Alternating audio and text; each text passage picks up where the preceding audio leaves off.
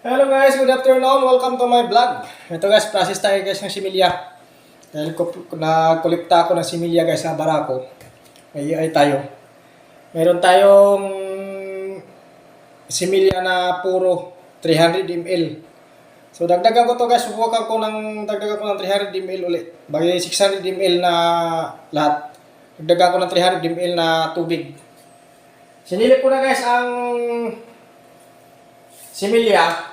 Sa pure pa lang na similya, malakas, sobrang lakas. So, subukan natin ng i-times to. Dagdagan natin ng 300 ml na tubig na mayroon siyang extender, naluan extender. Tapos silipin natin ulit guys kung siya ay malakas. Kasi kung mahina, dapat hindi natin dagdagan ng maraming tubig. Grabe, ang lakas guys.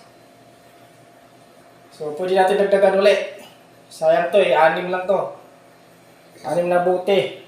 So, gawin nating 8. Sobra kalakas eh. Gawin nating 8. Kasi mas maganda rin naman tayo guys marami kasi kahit naka-stock, at least may stock ka sa rep. Tapos yung halo nito guys, ganyan lang konti.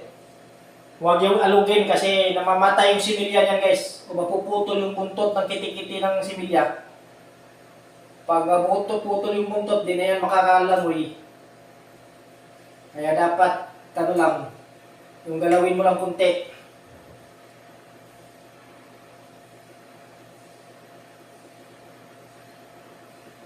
Grabe.